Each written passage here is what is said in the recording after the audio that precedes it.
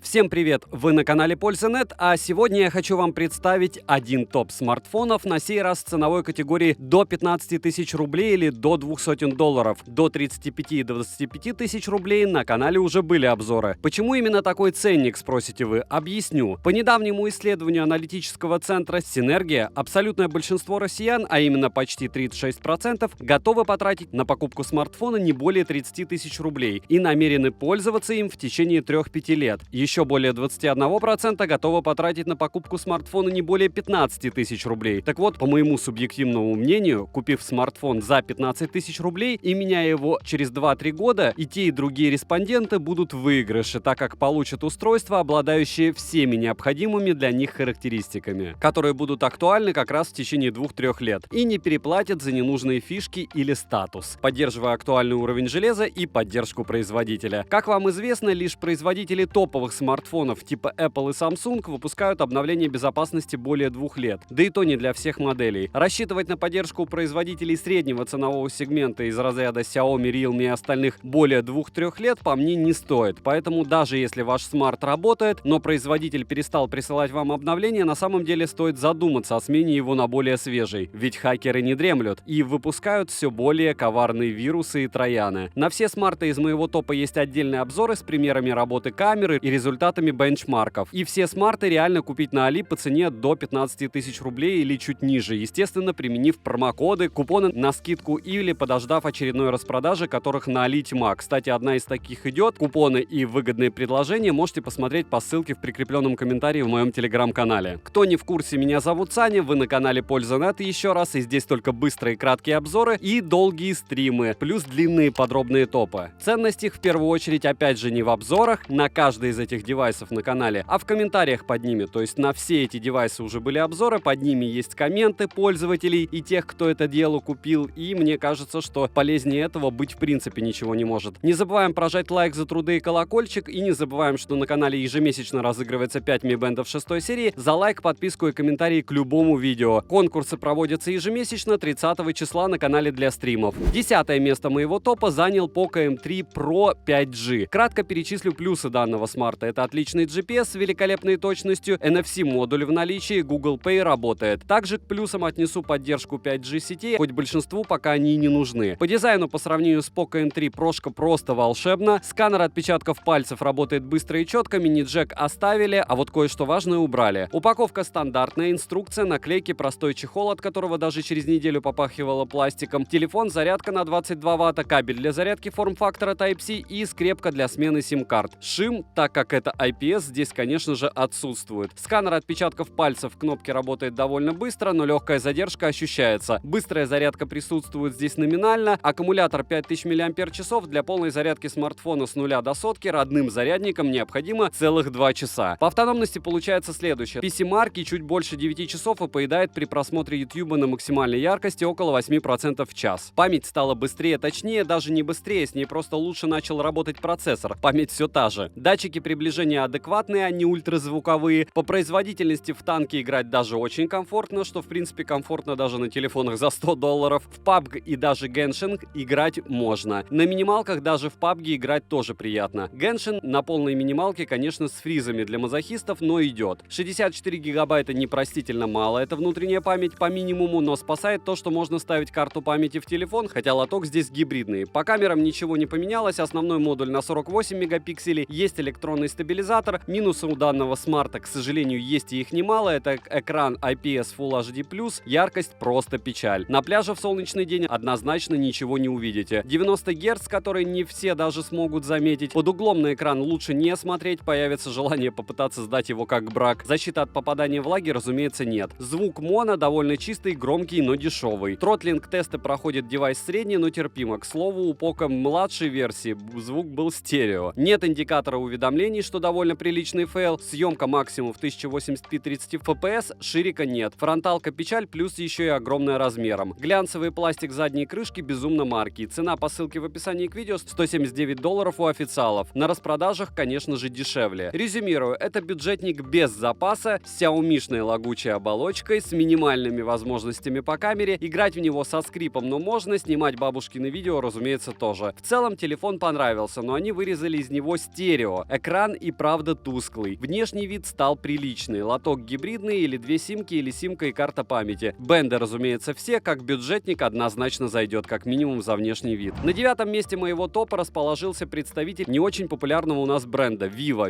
Y31. Коротко по основным спекам и плюсам. Корпус пластик, две симки и карта памяти объемом до терабайта помещаются. Распознавание по лицу работает без проблем. Сканер отпечатков пальцев, кнопки питания работает отлично. 11-й Android из коробки, NFC-модуль в наличии, оплата работает. Выглядит телефон очень прилично. Комплект: зарядка на 18 Вт, кабель питания форм-фактора Type-C, беспроводной зарядки, разумеется, в нем нет, простой силиконовый чехол, совсем недорогого вида, документация, кабель для зарядки Type-C и все. Сим-лоток прорезинен, внешний телефон выглядит очень даже презентабельно, рамки узкие, вес приятный, как и габариты. По экрану IPS-матрица, яркость, как всегда, маленькая. Частота обновления всего 60 Гц, соотношение сторон не совсем стандартно, 20 к 9, по железу и процессору. Производительность печальна, но не критична. Повседневные задачи без зависаний выполнять позволяет, но однозначно не конкурент Xiaomi, Poco, Redmi и подобным китайским брендам в данной ценовой категории. Тротлинг-тест по мне просто провален, цифры в основных бенчмарках вы видите на экране. Притом телефон не особо сильно греется, но учитывая показатели, это и не особо актуально. Память довольно стандартная UFS 2.1, с задачами она справляется. Оперативки только 4 гигабайта и только 128 гигабайт встроенной памяти. Мини-джек для проводных ушей есть, и это приятно. Батарея на 5000 мАч заряжается полностью за 2 часа, так что в наше время эту быструю зарядку уже довольно сложно назвать быстрой. Автономность средняя, в целом на день вам заряда хватит, но не больше. Модуль Wi-Fi на борту, разумеется, двухдиапазонный. Bluetooth версии 5.0, Fan Touch OS на 11-м андроиде лично меня радует и плавностью, и скоростью, но однозначно не поражает. GPS, разумеется, есть, по играм. Играть можно на минималках во все, кроме пресловутого Геншина. В него даже на минимуме боль. По встроенному динамику он здесь один и стерео здесь нет. По камере на бумаге 48 мегапикселей. Зум бесполезен от того, что это просто кроп. Ширика нет, и это нехорошо. Максимальное разрешение съемки 1080p 30 fps, а это, конечно, непростительно мало в 2021 году. Недостатки, куда же без них? ИК-порта нет, нет беспроводной зарядки, медленная память и тротлинг. Слабая камера, неконкурентная на личном рынке цена, для русского ритейла она, кстати, не такая и печальная. Нет стерео, низкая яркость и низкая герцовка экрана. Ни игровой, ни камерафон, но и не тормознутая лопата третьего эшелона. Цена по ссылке в описании к видео на Али и у официалов в районе 15 тысяч. Спойлер, разницы в цене на данный момент нет, бывают только на сейле. Резюмирую, я понимаю людей, которые покупают данные девайсы в магазинах, и если вы сторонник покупать только в магазине у дома, зная основные плюсы и минусы данного аппарата, в руках Vivo я вам советую повертеть. Внешне тактильный и в работе лаконичный и приятный телефон. В первую очередь он по причине своей операционки на 9-м месте. Так бы, конечно, здесь красовался Poco M3 Pro, но MIUI на этом железе нет. 8-е место моего топа занял представитель корпорации Xiaomi Redmi Note 10. Пробежимся кратко по спекам и плюсам, ну а затем я озвучу, как всегда, минусы. Иначе зачем вы пришли на мой канал, правильно? К плюсам отнесу шикарную производительность для бюджетной модели, большой аккумулятор с отличной автономностью, Full HD плюс разрешение с Super AMOLED матрицей, поддержка двух сим-карт и карты памяти, довольно компактный размер, стереозвук, ИК-порт, мини-джек, 7 и 20 бенды поддерживаются, в танки и PUBG играть классно, пусть и не на максималках. А за те деньги, за которые можно купить его на распродаже, это просто клад. Комплект стандартен для Xiaomi, чехол и защитная пленка на экране никуда не делась. Процессор Snapdragon 678 потянет PUBG и танки, пусть и на средних настройках. Antutu выдает 269 тысяч попугаев, что хорошо. Память UFS 2.2 еще можно расширить путем добавления в лоток SD-карты, кстати. В лотке, кстати, можно поместить еще две физические сим-карты, быстрая зарядка на 33 Вт в комплекте. Заряжается телефон от 0 до сотки за 1 час 10 минут. Сборка смарта хорошая, задняя крышка пластик, смартфон очень легкий и компактный, при том, что аккумулятор здесь на 5000 мАч и хватит его на бодрых 20 часов проигрывания фильмов. Камера для данного ценника вполне достойная, с основным модулем на 48 мегапикселей, с сенсором Sony IMX582. Автофокус отрабатывает супер, снимать видео можно максимум в 4К без стабилизации. Ширик на борту, фронтальная камера так себе, что неудивительно, но она есть. В начале продаж в минимальной комплектации с 4 гигабайтами оперативы и с 64 гигабайтами встроенной памяти можно было купить за 11 700 рублей, но даже без промиков и сейлов сейчас стоит стабильно чуть больше $190. Wi-Fi, разумеется, двухдиапазонный, ловит сеть телефон отлично, Bluetooth, разумеется, на борту. Минусы у данного смартфона, разумеется, есть, и основной из них, как ни странно, это экран, точнее то, что DC-диминга нет в его настройках и, скорее всего, не будет, а коэффициент пульсации дисплея просто космос. Из сторонними программами, которые будут устранять шим, убить дисплей, будет проще простого. А вот то, что ваше зрение правда может пострадать, это довольно приличная печаль. Да и не нужно здесь слов, вы и так все видите на экране. Довольно приличный тротлинг, хотя греется телефон не сильно, отсутствие влагозащиты, дешевая вибра, это все здесь на свой ценник. Большой минус — нет NFC-модуля, защита от влаги нет, ночная съемка — печаль. Греется при съемке в 4К телефон сильно, и в целом ощущение от аппарата после последних бюджетных новинок от Xiaomi очень положительное. Резюмирую, советую тем, кого не убивает бюджетный AMOLED. И опять же до $180. Не зайдет, можно и перепродать. Главное покупать на сейле. 7-е место я отдал отделившемуся от компании Xiaomi в отдельный суббренд представитель фирмы Poco. Poco X3 NFC. И я в курсе, что это совсем не свежая модель, она 2020 года выпуска. Но именно она предлагает такие характеристики и по такой цене, что конкурирует со смартфонами, выпущенными через год после него. Представляете, насколько эта модель удачна? Притом снимает она лучше, чем Pro-версия. Плюшки и спеки у этого смарта такие. Защита от пыли и брызг IP53, режим очистки динамика от пыли, тепловая трубка Liquid Cool Technology и частота обновления экрана 120 Гц. Заводская защитная пленка с олеофобным покрытием, комплектный чехол с высоким бортиком, который позволяет без опасений класть смарт экраном вниз. И с заглушкой порта питания Type-C. Отличный экран на IPS-матрице, исключающий шим-эффект, комплектная быстрая зарядка в 33 Вт, мини-джек на борту. И да, это не игровой смартфон, несмотря на установленную тепловую трубку. Хотя Asphalt 9, PUBG Mobile и танки идут на высоких настройках легко. В тестах он не блещет и плавности на максималках, к сожалению, нет. Ну что же, несмотря на приставку G, процессор SDM372G совсем не игровой. Вес приличный, но стандартный, габариты тоже. Никуда не делись фишки MIUI, вроде встроенной записи телефонных звонков, правда, все равно вас будут предупреждать о том, что вас записывают. Есть разблокировка смарта по лицу, хоть и с использованием простой фронтальной камеры. Сканер отпечатков пальцев, расположенный в кнопке питания, отлично отрабатывает. Встроенный аккумулятор имеет емкость 5160 мАч,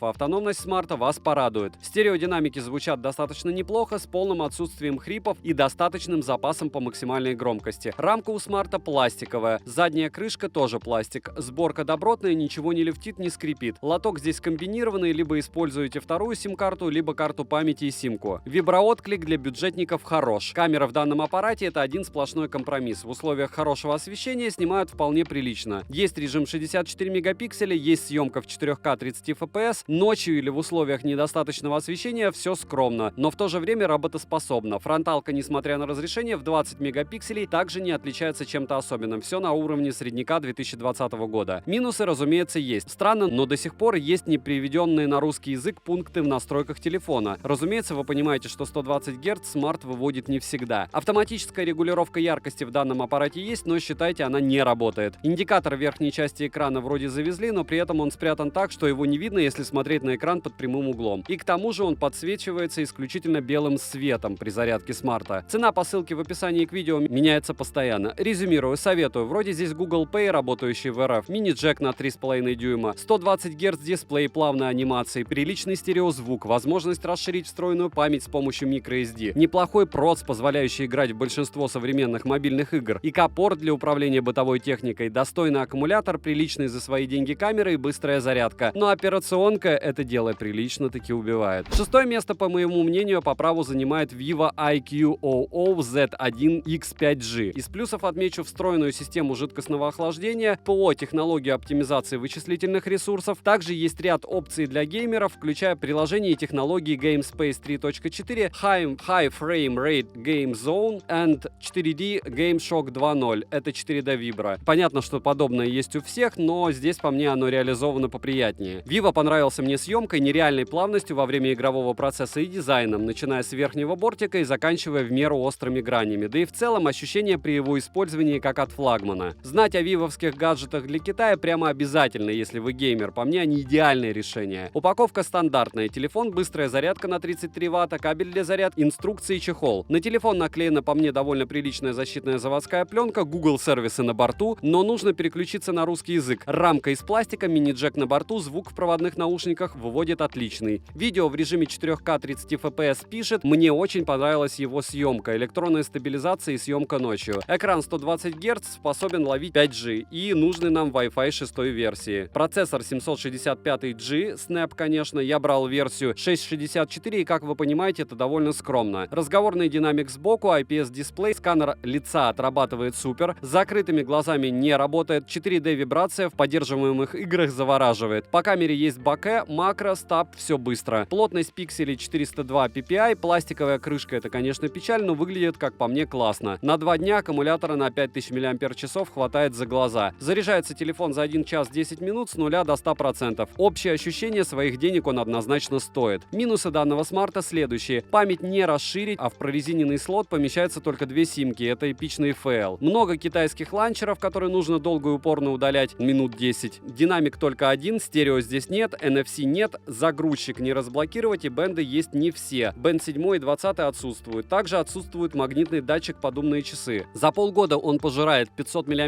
по номинальной емкости, что является довольно приличной просадкой. К сожалению, цена аналогичных аппаратов Vivo в РФ просто зашкаливает. Если вы ищете для себя игрового монстра без NFC, я бы точно взял Vivo. Во всех других случаях только Poco. И только на распродаже. Резюмирую, иногда можно смотреть в сторону конкурентов, которых на других рынках теснят Xiaomi. Это полезно. Нужно понимать, чего мы лишаемся, и что в скором будущем, возможно, начнет экспансию именно на наш рынок, на что я очень надеюсь. На 5-е место я поставил Realme 7 5G. Основные плюшки данного аппарата следующие. Молниеносный сенсор кнопки питания, NFC рабочий, 120 Гц с IPS-матрицей, хорошая камера, ширик, но медиатековский Dimensity процессор, хотя и тянет Genshin Impact, все равно делает это не особо резво. Аккумулятор на 5000 мАч не сильно проседает при использовании, запись звонков сшита и работает без проблем. По тестам Antutu разности ближайших конкурентов в виде Poco X3 NFC и Redmi Note 9 Pro данный смарт уделывает. В комплекте не самый лучший силиконовый чехол, телефон, блок зарядки на 33 Вт, скрепка для смены сим-карты и документация. Процессор MediaTek Dimensity 800U, графический процессор Mali, экран на 6,5 дюйма, 2400 на 1080 точек, Full HD+, IPS, 120 Гц, тач на 180 Гц, Corning Gorilla Glass 3 серии, не суперновая защита, олеофобное покрытие в наличии, оперативная память 6 ГБ, LPDDR4X, не самая новая, но объем достаточен, память встроенная 128 ГБ, типа UFS 2.1, довольно шустрая, но не новая, к сожалению. Поддержка карт памяти microSD до 512 ГБ, Android 10 версии с оболочкой Realme UI 1.0. Уже обновился Android до 11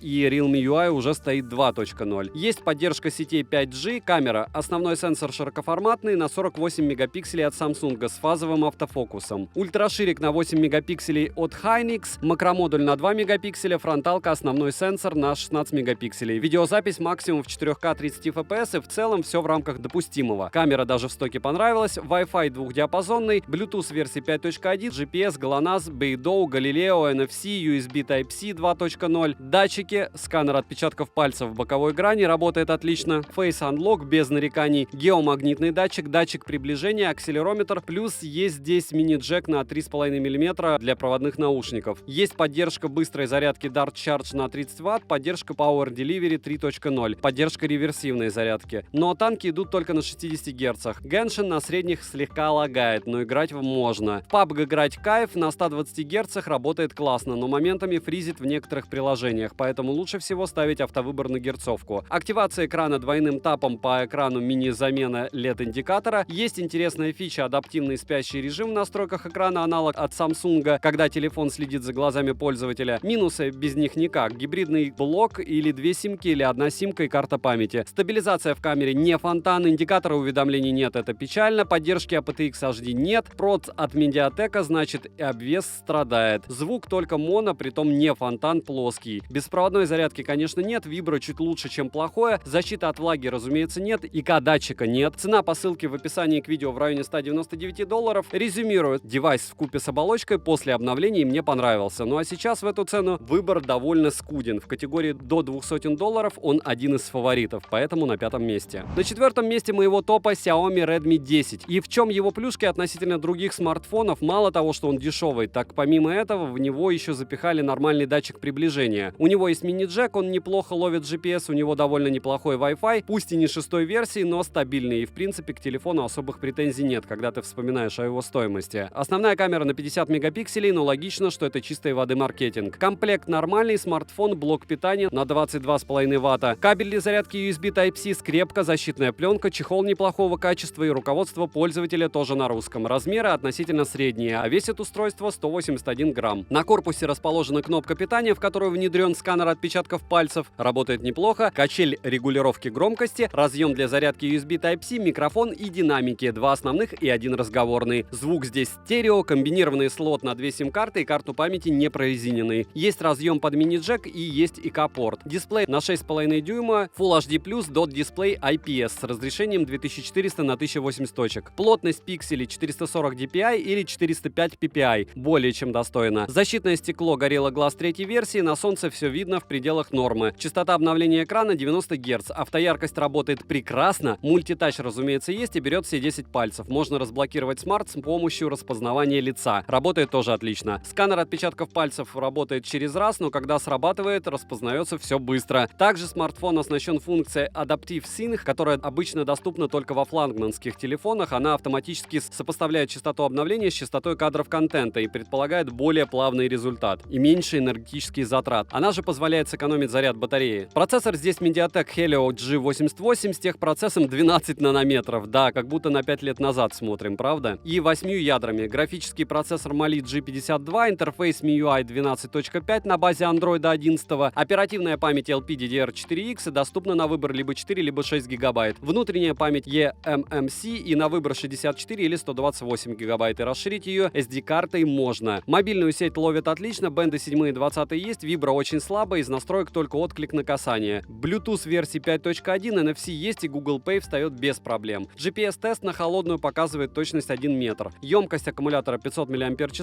заряжается он от 0 до сотки за 2 часа 50 минут. Основной блок камер с тыльной части состоит из 4 камер, основная на 50 мегапикселей, сверхширик на 8, макро на 2 мегапикселя и датчик глубины на 2 мегапикселя. Фронталка тут только на 8 мегапикселей. Минусы: быстрая зарядка только на 18 Вт, сильно греется при нагрузках, мало памяти и слабенький проц. Запись видео доступна в максимальном разрешении 1080p 30 fps. И фронталка, и основная камера снимает видео в одном разрешении. Беспроводной зарядки, разумеется, нет. Цена по ссылке в описании к видео в районе $180 с минимальной комплектацией. Резюмирую, смарт в целом неплохой. Все самые минимальные необходимые функции на борту, и все они рабочие, поэтому свой ценник он оправдывает. Сравнивать с новейшими флагманами среднего сегмента и выше смысла нет, но однозначно, если вы любитель тяжелых игр, сможете поиграть с удовольствием только на минимальных настройках. Тройку лидеров открывает Realme 8. Из плюсов выделю следующее. Он тонкий, легкий, быстрый. Батарея на 5000 мАч, двухсторонний режим съемки завезли. И это круто. Ультрастабилизация, очень быстрая зарядка, сканер отпечатков пальцев прямо в экране. МТК как-то договорились на поддержку кодека aptX, и он здесь работает. Тротлинг абсолютно адекватный, DC-диминг в настройках, и главное, он работает так же, как Always On Display. В комплекте телефон, быстрая зарядка на 30 Вт, кабель Type-C, документация и немного темный матовый чехол. Вес 180 граммов. Мини-джек есть, отличный динамик, но дешевая вибра. Сканер отпечатков пальцев в экране, работает не супер быстро. В лоток можно установить 2 сим-карты и карту памяти одновременно. По связи бенды есть все, процессор МТК MediaTek Helio G95, который выдает неплохие результаты в бенчмарках. В Antutu, например, он выбивает больше 358 тысяч попугаев. Стресс-тест Antutu проходит гладко, перегревов смарт не ловил, Супер AMOLED экран на 6,4 дюйма, панель с подэкранным сканером отпечатков пальцев и максимальной яркостью в 1000 нит, что очень круто для этого ценника. Шим лютый, пока не включишь, в лаборатории DC-диминг. Оперативка LPDDR4X у меня объемом в 6 гигабайт, постоянная типа UFS 2.1 на 128 гигабайт. Wi-Fi 5 версии, Bluetooth версии 5.0. Разумеется, есть поддержка GPS, от GPS, Beidou и GLONASS. Распознавание по лицу, как и датчик отпечатков пальцев, отрабатывает хорошо. Датчик приближения работает адекватно без нареканий. Вшитая программа Soul Loop в первую очередь актуальна для инстаграмщиков и тиктокеров. Обновления прилетают постоянно, NFC-модуль оплаты на борту и работает. GPay работает без проблем. Батарея с поддержкой быстрой 30-ваттной комплектной зарядки, автономность по PC-марку бодрых 9 часов с хвостиком. На день аппарата точно хватит. Заряжается он от 0 до сотки за 1 час 7 минут. Час игры в танках на максималках съел 16%. Саморазряда ночью практически нет. Разумеется, с выключенным Always On Display. По камере режимов, как и всего и вся, просто море. Сенсор на 64 мегапикселя с белым светом беда. Телефон однозначно не про суперкамеру, но я уверен, Realme все допилит. Всегда допиливают. И ультраширик в Realme, кстати, порадовал. По минусам ситуация следующая. Это отсутствие стерео, нет АК-порта, непрорезиненный лоток под симки, пластиковая крышка очень скользкая и блестючая. Однозначно вам нужен будет чехол. 60 Гц — это, конечно, печаль в 2021. В некоторых местах указано, что работает кодек LDAC, но это не так, проверял со своими Sony XM4. Цена по ссылке в описании к видео в районе $200, понятно, на распродажах еще дешевле. Резюмирую, однозначно советую очередной крепкий средняк с запасом на использование, но однозначно перед покупкой покупкой нужно дойти до магазина, пощупать данный девайс, ужаснуться цене в родном ритейле и, если зайдет, пойти и купить на Али. На втором месте моего топа располагается Redmi Note 10S. По плюсам: стерео на борту, вес минимальный, внешний вид топовый и максимально популярный. В версию 10S завезли штатный DC-диминг, который при этом еще и работает. Картинка с камеры на данный момент даже в стоке лучше, чем у конкурентов от Realme. Конечно, конкретно Realme 8. Разумеется, есть мини-джек, есть ИК-порт, телефон с самыми минимальными габаритами в линейке, фронталка лучше обычного Redmi, 332 тысячи попугаев в Antutu, ожидаемый тротлинг, хорошо ловят спутники, есть место под 2 сим-карты и карту памяти. NFC-модуль для оплаты завезли, он, разумеется, работает. Комплектация: зарядка на 33 Вт, кабель для зарядки, чехол, который сразу захочется поменять, скрепка, документация и телефон. На телефоне подозрительно качественная заводская защитная пленка с хорошим таким олеофобным покрытием. Слот для сим-карт прорезинен, в него помещаются 2 сим-карты и карта памяти. Вес по минимуму всего 179 граммов. Экран AMOLED слегка краснит. Это, конечно, лучше, чем желтит, но все равно неприятно. Калибровкой не вывозится. Защита Gorilla Glass 3 версии, старая, но добрая. И хотя максимальная яркость всего 550 кандел на метр квадратный, даже при прямом солнечном свете использовать телефон можно, очень даже комфортно. Откровенно расстроил большой подбородок, но кто в этом сегменте без подобного греха? Разрешение 2400 на 1080 точек стандартно. Стандартная оперативка на 6 ГБ LPDDR4X, чипсет MTK Helio G95 с древним 12-нанометровым техпроцессом. Тротлинг печалит везде и всегда. В танке на максималках легкие фризы начинаются уже после 10 минут игры. В Genshin даже на минимальных настройках микролагов прилично, но играть можно. Просадки FPS не критичны. Греется мобильник уже привычно, модуль GPS работает шустро, память типа UFS 2.1 на первых порах в программах ошибочно определялась как 2.2. Разумеется, Bluetooth и Wi-Fi на борту, как и ИК-порт с мини-джеком. Аккумулятор на 5000 мАч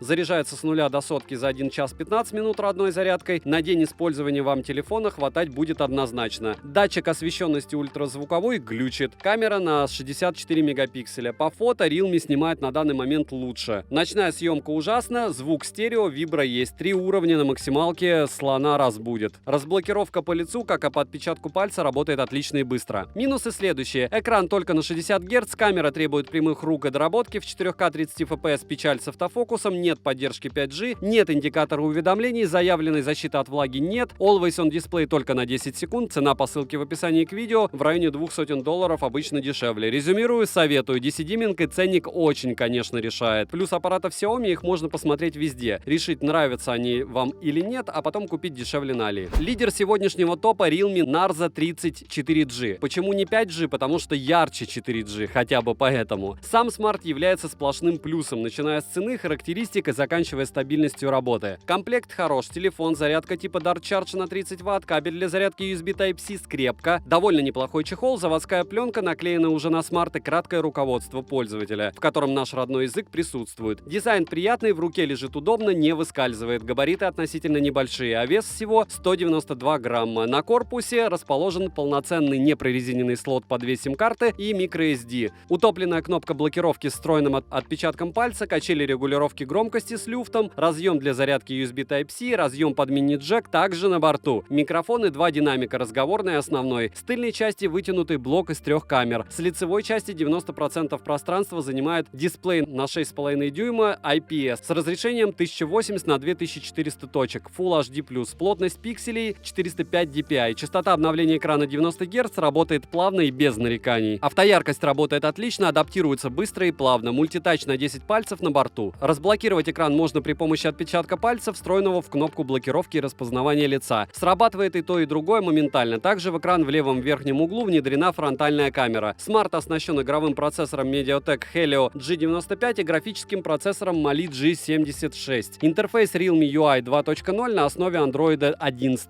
ОЗУ 6 ГБ LPDDR4X. Основной памяти на 128 ГБ типа UFS 2.1. Имеется поддержка двухдиапазонного Wi-Fi, 4G сетей, бенды 7 и 20 есть, 5G не ловит, и это хорошо, он нам и не нужен. Вибро топорненькая, Bluetooth версии 5.0, не новая, но и не старая. Хочу отметить, в iPhone 13 Pro, обзор на который вы можете посмотреть так же, как его на недостатки на основном канале и на лайв-канале, тоже Bluetooth 5 версии, не 5.1 и не 5.2. NFC есть и Google Pay встает. GPS с точностью до 1 метра, датчик приближения работает хорошо, емкость аккумулятора 5000 мАч. Автономность очень даже хорошая, заряжается с 0 до сотки от родного адаптера питания 50 минут. Результаты: тротлинг-тесты отличные, в играх ведет себя достойно, в Antutu показал 356 тысяч попугаев, не включая производительный режим, кстати. Фризов практически нет, яркость телефон не сбрасывал, основной блок из 3 камер очень аккуратного дизайна не сильно выпирает. Основная камера на 48 мегапикселей, черно-белый модуль на 2 мегапикселя и макромодуль на 2 мегапикселя с фокусным расстоянием в 4 сантиметра. Запись видео доступна в разрешении 4К 30 FPS, что, разумеется, радует. Также завезли стабилизацию UES и разные плюшки для интересной съемки. Фронтальная камера на 16 мегапикселей оснащена сенсором Sony IMX471 и максимальное разрешение для видеосъемки здесь 1080p 30 FPS. Макро тут, конечно, просто для названия, фронталка на фото мылит слегка лицо, но в целом все также неплохо. Минусы: не поддерживает беспроводную зарядку, что неудивительно, звук моно, что плохо, люфт у кнопок присутствует, что тоже нехорошо, и старенький Bluetooth. ИК-порта нет, для кого-то это критично. Цена на сейлах в районе 13 тысяч рублей. Если сейчас промокоды, посмотрите еще раз по моем телеграм-канале по ссылке в прикрепленном комментарии. Может быть, остались еще живые. То, что они есть, я знаю, просто я не знаю, в какой момент вы будете смотреть этот ролик. Резюмируя, своих денег он однозначно стоит. Играть в смарт комфортно, во время игр не нагревается, автономность порадовала, достаточно приятный дизайн, мне однозначно зашел формат расположения блока камер, версию 5G пока что смысла брать нет, в первую очередь из-за того, что у нее экран тусклый просто, а остальные минусы я даже перечислять не хочу, плюс она дороже. Брать телефон только из-за того, что там лучше процессор, смысла нет. Резюмирую, надеюсь, вы в каком-то смысле согласны с моим топом. Если хотите еще что-то туда включить или хотели бы обзор еще на что-то, чего нет у меня на канале, пишите в комментариях, с удовольствием постараюсь его сделать. Не забываем о розыгрыше, не забываем подписываться на канал с колоколом, пишем обязательно в комментах, на что бы вы еще хотели увидеть обзоры. Скоро будет обзор на M8 плеер и на смартфон Xiaomi Mix 4. Притом мне он, кстати, понравился. Девайсом да, добра и удачи вам, дорогие друзья.